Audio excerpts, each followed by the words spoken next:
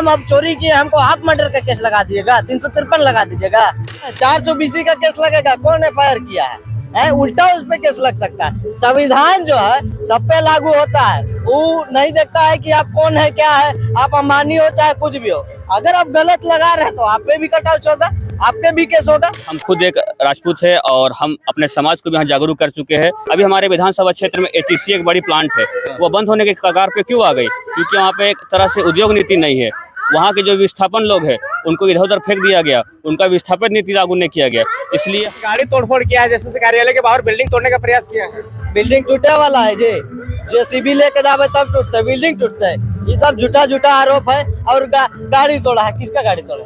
आप कहते हैं आंदोलन करना हमारा संवैधानिक अधिकार है, तो बैठ कर आंदोलन कीजिए ना। हो हल्ला, हुड़दंगबाजी, युवा है तो कुछ भी। आदिवासी लोग इसमें नहीं जुड़ा हुआ है। नहीं, मैं आलोक रहा हूँ, मैं यहाँ जुड़ा हूँ, मैं उसका बातों को सुना, मैंने उसका विचार को सुना, मैं जुड़ा पार्टी में। जब आंदोलन होता है तब जब एक एसएस वाला टॉप लीडर ही नेता आता है, बाकी राज्य भर का नेता लोग कहीं नहीं आते हैं। देवेंद्र नाथ महतो, जोगेश महतो, बाकी ये सब कहीं नजर आता है बार बार। जय झारखंड, जोहार झारखंड। खंडी भाषा खतियान संघर्ष समिति के द्वारा आज गोमिया विधानसभा के अंतर्गत आज गोमिया प्रखंड में एक प्रोग्राम हो रहा है। इसमें रांची से छोटा डायनामाइट कहे जाने वाले अंगद दा आए हुए हैं और साथ में रांची की ये टीम है।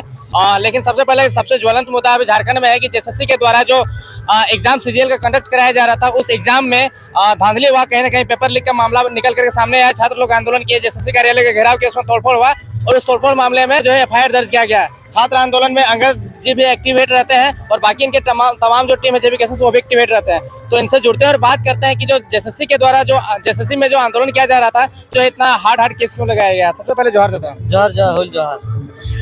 झारखंडी भाषा खतियान संघर्ष समिति के जितने भी टॉप लीडर के नेता है, देवेंद्र नाथ महतो हो गए, जोगेश हो गए, आप हो गए और भी सारे लोग हैं, इन लोगों पे केस कर दिया गया, क्या कहना चाहेंगे? हमारे जो सीनियर है उन पे केस जरूर हुआ है, तो मनोबल तोड़ने के लिए केस हुआ है, तो हम लोग को मनोबल टूटने वाला नहीं। कुछ भी हो जाए, केस हो जाए, कुछ भी हो जाए, हम लोग मनोबल नहीं टूटने वाला, एकदम तात्पर्य बता देते हैं। ये लोग केस, और जो केस है, अगर मैं केस को देखूं, स्टडी करूं, तो ऐसे आरोप लगाए हैं कि कहना नहीं है।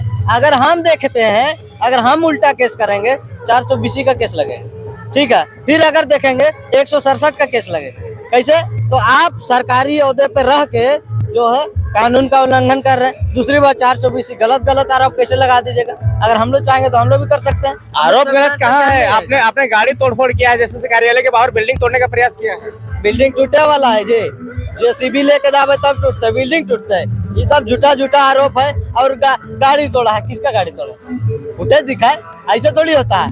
बोल तो रहे 420 का केस लगेगा, कौन एफआईआर किया है? उल्टा उस पे केस लग सकता है। संविधान जो है सब पे लागू होता है, वो नहीं देखता है कि आप कौन है क्या है, आप अंबानी हो चाहे कुछ भी हो। अगर आप गलत लगा रहे हैं तो आप पे भी कटआउट होगा, आपके भी केस होगा।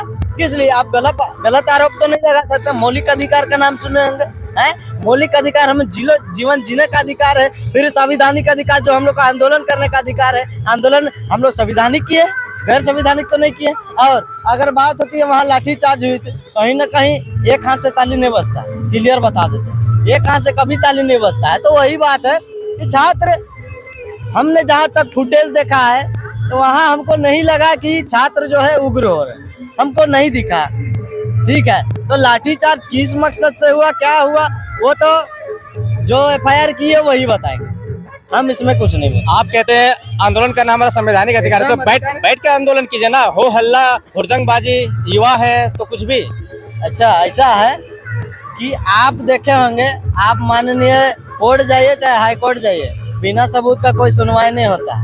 आप ऐसी किसी पर आरोप नहीं लगा सकते। अगर हुआ है तो ठीक है, तो वो चार्ज लगाइए जो लग सकता है, वो मत लगा दिए कि हम अब चोरी किए, हमको हाफ मर्डर का केस लगा दिएगा, 353 लगा दीजिएगा। ऐसा थोड़ी होता है। तो जो है मर्डर और इस सब में अंतर है। तो जो जैसे उन्होंने, हम जहाँ तक देखे गेट को हिला रहे थे, उन्हें तोड़ के तो नहीं घुस गए भैया। तो जो बनता है उस पे केस कीजिए। आप ऐसा लगा दिए, मतलब पूर्व में आप रहे हैं तो चलिए ठीक है, आपका सम्मान करते हैं, लेकिन ऐसा आरोप मत लगाइए कि, और जो हम लोग का आंदोलन कर रहा है छात्र का, अपना बाप के लिए कर रहा है, अपना बेटा के लिए कर रहा है, पूरे झारखंड के लिए कर रहा है, किसी अपना के लिए तो नहीं कर रहा है। कल को जो माननीय जी बैठे हैं जैक बोर्ड में, जो नीरज सिन्हा जी बैठे हैं, हाँ, तो क्या उनका पुत्र वैकेंसी नहीं भरेंगे? ऐसा बात तो नहीं है। तो पेपर लीक हो जाते हैं, इन पे संज्ञान लेना चाहिए, तो उल्टा हम लोग पे FIR हाँ, हो यही जाता बात है। मैं कह रहा था कि एक पक्ष है छात्र, दूसरा पक्ष है JSSC, चाहे जो भी प्रशासन है, सरकार है, मैनेजमेंट है। तो आप लोग दूसरा पक्ष में जो पेपर लीक हुआ है पटना से, कहाँ से लीक हो रहा है, उस पर सवाल नहीं उठा रहा है, सरकार उस पर संज्ञान नहीं ले रही है, लेकिन यहाँ पे SIT की टीम गठित कर दे रही है कि इस पर जांच किया जाए और उस पर कार्रवाई किया जाए। हाँ, तो उस पर कार्रवाई क्यों नहीं, जबकि हेमंत सोरेन सरकार कानून बनाती है कि 1 करोड़ का जुर्माना, 10 साल की सजा, ये सब इम्प्लीमेंट नहीं हो पाता, जिसकी जिक्र करती सरकार उसका इम्प्लीमेंट नहीं हो पाता है। लेकिन छात्र यहाँ पे अगर अपना हक अधिकार के लिए जाते हैं तो अपना सर फोड़वा लेते हैं। ऐसा है ना भैया, ये झारखंड है, पता है, यहाँ रिश्वत से बात होती है, यहाँ औहदे से बात होती है। अगर हम कुछ नहीं है तो, रिश्वत से बात होती है। हाँ, हम अगर कुछ नहीं है तो हमको एगो क्या बोलते हैं, पिलवा नहीं समझता है, ठीक है, एगो मतलब कीड़ा मकोड़ा समझता है। यहाँ अगर रिश्वत दीजिएगा आपका काम होगा, रिश्वत दीजिएगा तो आपका सभी काम होगा, और औहदे पे रहिएगा आपका एक फोन में काम हो जाएगा। तो एक फोन में झारखंड में काम हो सकता है, तो एक फोन में काहे नहीं पकड़ा जा सकता है? पकड़ाया जा सकता है ना। माननीय मुख्यमंत्री महोदय का स्टेटमेंट था कि वो पकड़ेंगे, उसमें 1 लाख जुर्माना और ये लंच जो भी किए थे उस पर अमल कीजिए। पेपर लीक हुआ है उसको नहीं पकड़ना, छोड़ हम लोग पे उल्टा FIR कर दे रहे हैं। आगे क्या कहना चाहेंगे, आगे क्या होगा? देखिए, आगे यही कहना चाहेंगे, जो गलत सलत आरोप लगी है उसको वापस लीजिए और उसको केस को रफा दफा कीजिए, और रहा पेपर लीक का मामला तो उन पे कार्रवाई कीजिए, उनको पकड़िए। और बता दे रहे हैं, हमारा कोई गोतिया तो भी और कोई स्टेट में नहीं रहता है, चाहे हमारा कोई और भाई तो झारखंड के बाहर नहीं रहता है जो वो बाहर से पेपर लीक करेगा, मान के चलते रहता है, लेकिन वो रोजगार करने गया हुआ है, पेपर लीक करने नहीं गया है। तो यहाँ से सेट होता है, वहाँ से पेपर लीक होता है। तो हम लोग भी तो उतना बुड़बक नहीं ना है भैया, कि देख रहे हैं JSSC में आपका एग्जाम हो रहा है और पेपर लीक पटना से हो रहा है। तो सोचने वाली बात है कि कहाँ से कहाँ ये लोग का संबंध है। हम लोग सीधा साधा है बोल के ये लोग ठग के चल देते हैं। संबंध तो आपका भी है, JSSC का जब आंदोलन होता है तब जब केसस वाला टॉप लीडर ही नेता आता है, बाकी राज्य भर का नेता लोग कहीं नहीं आते हैं। देवेंद्र नाथ महतो, जोगेश महतो, बाकी ये सब कहीं नजर आता है बार बार। ऐसा है, वो लोग छात्र हित के लिए काम करते हैं, छात्र विंग है और छात्र दल विंग है हम लोग का, ठीक है। देवेंद्र नाथ महतो जी है, योगेश जी हैं, चाहे और 1-2 जन जो भी है, वो लोग सभी को छात्र हित के लिए बात करते हैं। तो छात्र हित के लिए बात कर रहे हैं तो वही लोग ना रहेंगे, लेकिन इसमें सबको रहना चाहिए था, लेकिन चेहरा सिर्फ यही लोग का रहता है। ये दुर्भाग्य की बात है, ताकि कोचिंग सेंटर अनेकों चलती हैं, लेकिन आगे JB केसेस और JSSU उसका JB केसेस का विंग आता है। आप लोग छात्र साथ बोल के तो नेता बन गए। जयराम महतो बोला था हम सिंपल पढ़ने लिखने वाला छात्र है, आंदोलन के बाद वापस चल जाएंगे। आप लोग छात्र करते करते आप सांसद का चुनाव लड़ने लगे हैं। देखिए, हम लोग जो है ना, पढ़ने लिखने वाला आदमी है, लेबर कुली करने वाला आदमी है, ठीक है। तो हम लोग को मजदूरी करने से फुर्सत नहीं मिलता। यहाँ आने नेता बोल रहे हैं, तो नेता बनने का हम लोग कोई मकसद नहीं था। आप नियमावली बनाइए, कानून बनाइए, हम लोग नेता किस लिए बने? नियम बनाने के लिए तो नेता बनना पड़ता है ना महोदय। ऐसे बोल कर देगा, हम कुली कबाड़ी करने वाले आदमी, मजदूरी करने वाली, पढ़ने वाला आदमी जो है, वो कभी नेता बनने का नहीं सोचेगा। वो सोचेगा मेरा पेट कैसे चलेगा, और जो छात्र है वो सोचेगा कि हमारा नौकरी कैसे मिलेगा। हम लोग नेता नहीं बनना चाहते थे, लेकिन नेता जो है ये सरकार बनाई है, और नेता जो है ये जनता बनाई है। कोई एक उठा के नहीं बोल दिया कि आज से तुम ये तुम्हारा नेता, ये लीडर, ऐसा तो नहीं बोला।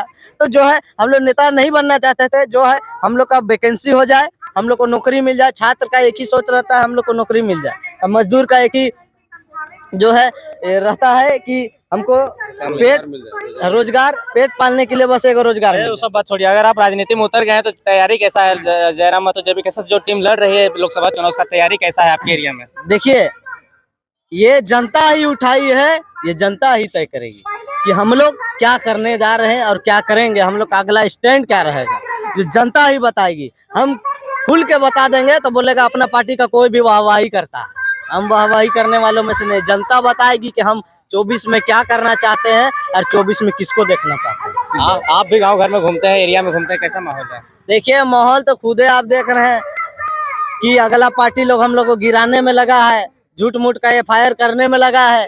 हम लोग को जितना है झुकाने का कोशिश कर रहे, तो हम लोग झुकने वाले नहीं हैं। हम लोग का जो है, देखिए, एक लोकल मुद्दा है, क्षेत्रीय मुद्दा है, इस पे जो है अब आपका मत हमारा मत मिल रहा, तो हम लोग एक क्यों नहीं हो जाए?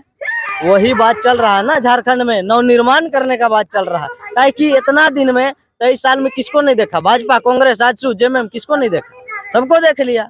यहाँ तक कि हमारे बाबूलाल मरांडी जी का जो पार्टी था, JVM, जेबीएम, उनको भी देख लिया। अब जनता भी इससे उब चुकी है और बोल रही है कि नव निर्माण होना चाहिए, इनको भी देख ले।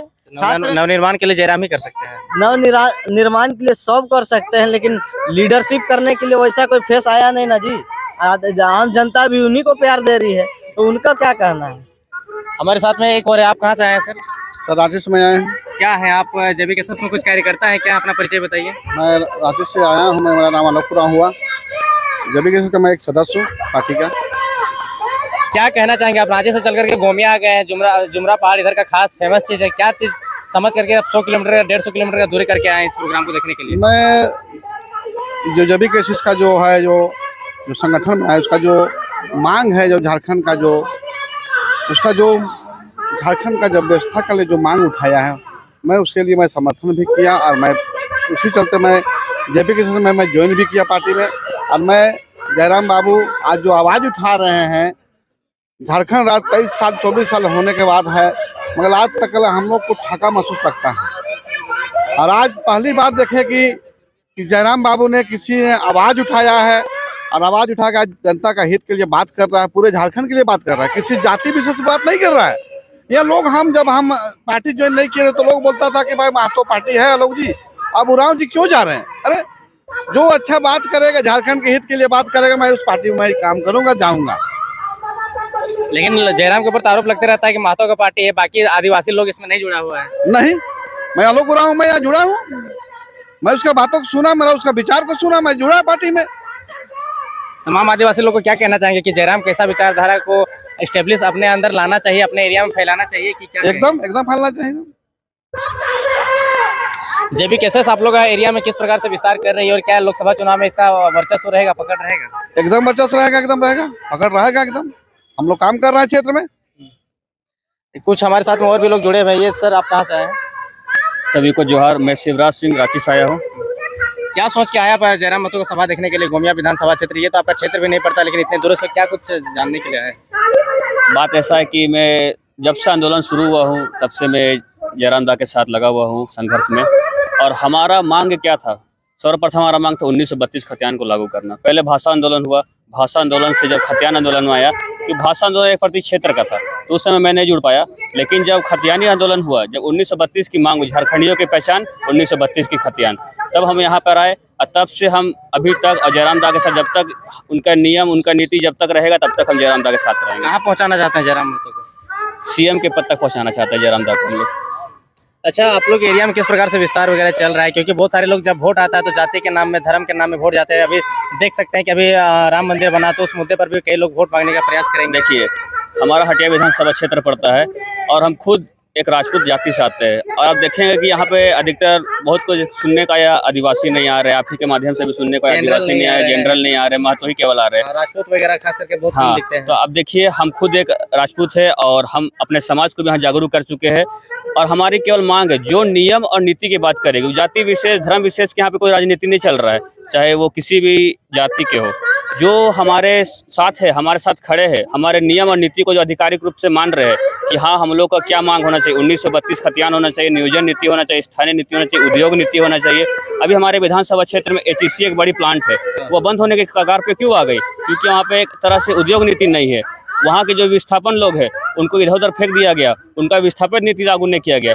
इसलिए हम लोग का मांग है, हमारे हटिया विधानसभा से ही मांग है, HEC को पुनः जीवित करे, मरने के कगार पे है, उन्हें पुनः जीवित करे। और हमारे जो टिपुदाना में जो इंडस्ट्रियल एरिया है उन्हें भी जीवित करे। और हम जेबी केसेस के माध्यम से और हमारे नियम नीति के माध्यम से उन्हें जरूर जीवित करेंगे हम लोग। हटिया में और क्या क्या मुख्य समस्या देखी जा रही है? अभी हटिया का मुख्य समस्या, सबसे मुख्य समस्या HEC है। दूसरा मुख्य समस्या हमारा विस्थापन नीति है। जैसे आपका धुरवा डैम वगैरह में जो विस्थापित हो गए, या फिर हटिया के जो HEC प्लांट में विस्थापित हो गए, या फिर रातू में पानी की समस्या, छोटे मोटे समस्या तो ब्लॉक स्तरीय समस्या तो रहेंगे ही। लेकिन जन मुद्दा में 1932 का ही यहाँ पे मेन समस्या है कि हम लोग के जितने भी बाल बच्चा या हम खुद एक पढ़ने लिखने वाले शिक्षित युवा है, लेकिन हमें इस आंदोलन में क्यों कूदना पड़ा? क्योंकि हम लोग को नौकरी नहीं मिल रही थी।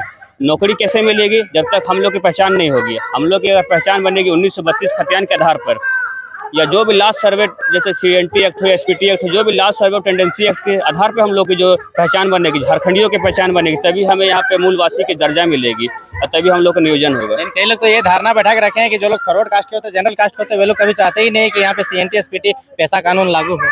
नहीं, ऐसा है क्या? ये धारणा बिल्कुल नहीं है, खासकर हमारे पे तो नहीं है। हम खुद जनरल, हम खुद एक राजपूत समुदाय से आते हैं, लेकिन हमारे पे ये धारणा नहीं है, क्योंकि झारखंड अलग ही हुआ था, छोटा नागपुर अलग ही हुआ इसलिए था कि यहाँ पे आदिवासियों का उत्थान हो और आदिवासी के साथ मूलवासी का भी उत्थान हो।